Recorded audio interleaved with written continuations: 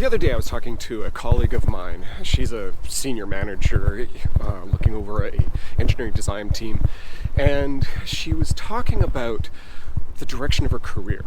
She said, "Matthew, I've been doing this for 25 years, but I think I'm stuck." She then went on to explain how she's happy where she is. She likes the team that she works with. They're doing interesting, groundbreaking work. And yet, there's something that she can't put her finger on, but something's not working for her. Something's not quite right.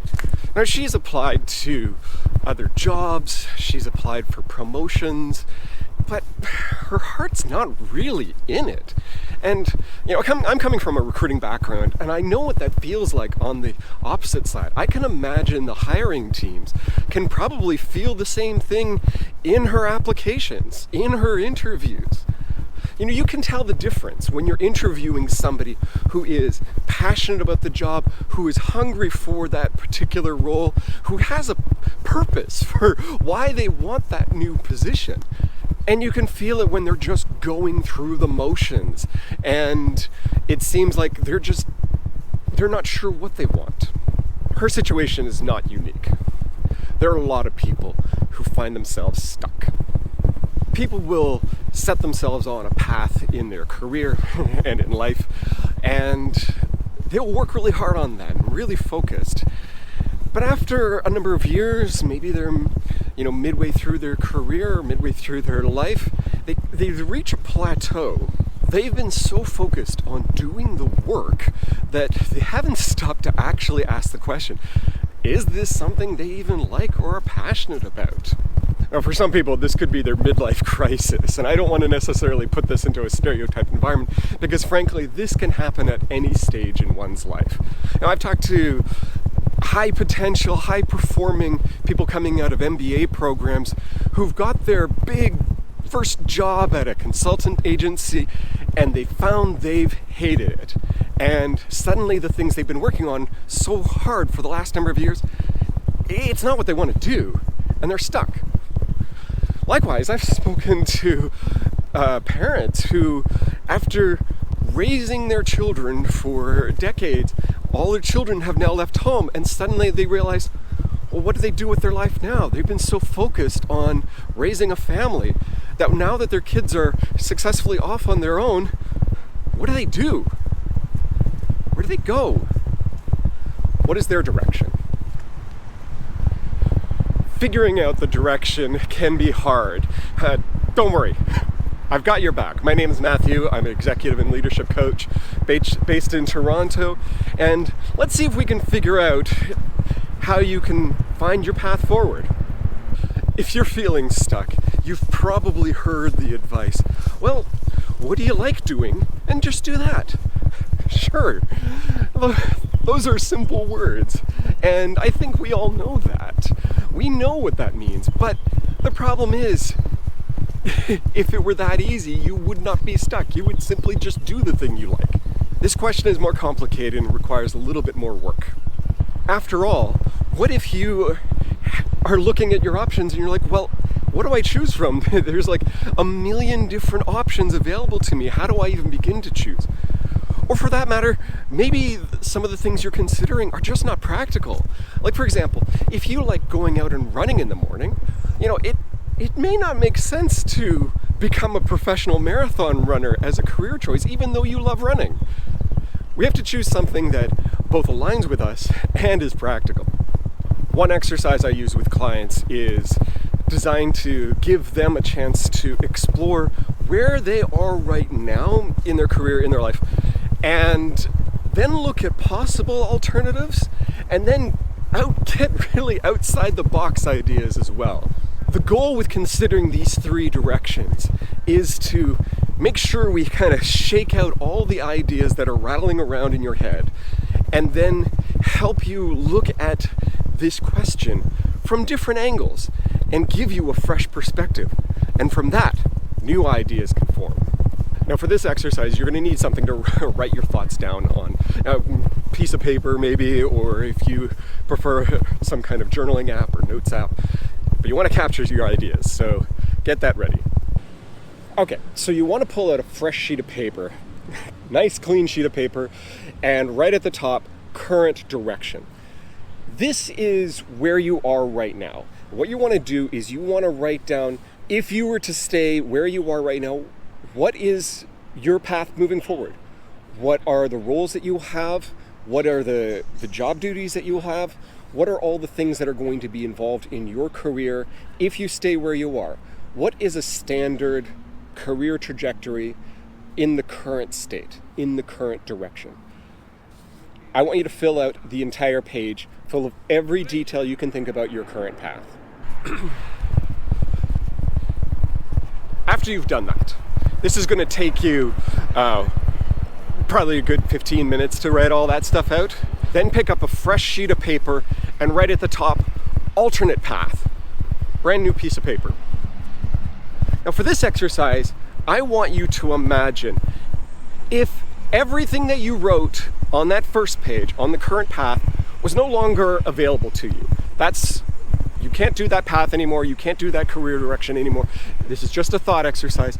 If you couldn't do the current thing or anything on that current list, what would you do then? What are the choices that you would make? What are the career options that you might consider? This is just simply an exercise. We're not making any decisions right now, but start writing those down on that sheet of paper. Spend the next 15, 20 minutes writing that out. Fill up that page. And if you're using a digital app, then I would recommend writing at least 500 to 1,000 words on this topic. Don't stop early. You want to make sure you're rattling out all the ideas that are in your brain to make sure you get a good list. Once you've finished that, then we're moving on to the third direction. And this is the radical perspective. All right, so again, pull out a brand new piece of paper, fresh sheet of paper, open up a new page in your notes app. Right atop the page, radical perspective or radical direction. Now this is where we allow ourselves to have a bit of fun. I want you to picture, if money was not an object, take that practical piece out of the equation. What would you do with your career? What would you do differently with your life? What are the choices that you would make? And for fun, imagine somebody's just gifted you millions of dollars, so you've got access to the money to allow you to do different things.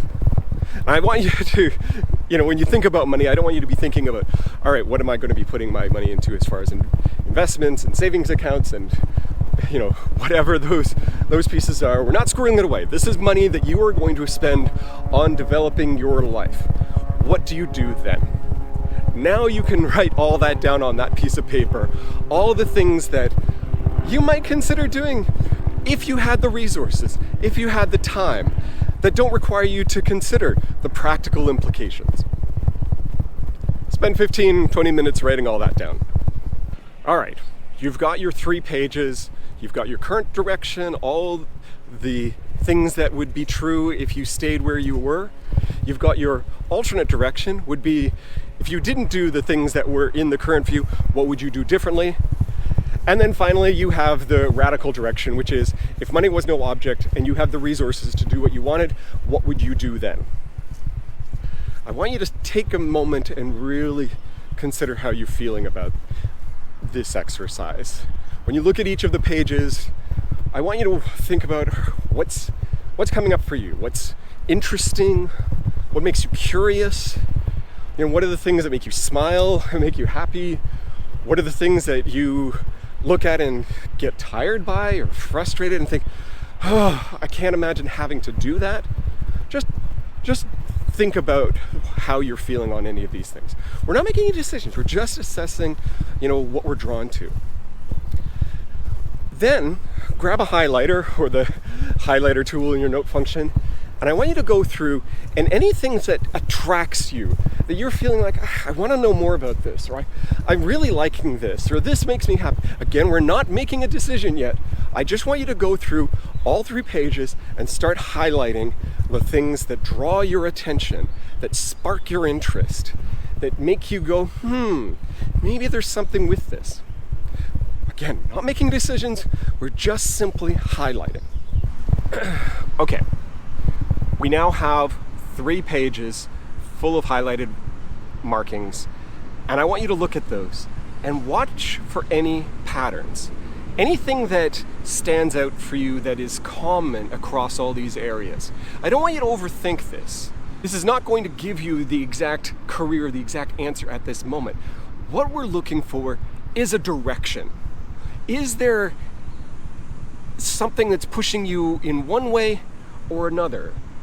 Maybe there's something creative that you're longing to do. Maybe there's something physically challenging that you want to try. Maybe there's some intellectual exercise that you're just like, I gotta get an answer to this. It's, there's a sliver in my brain that's wanting to get to the bottom of this thing, whatever it happens to be.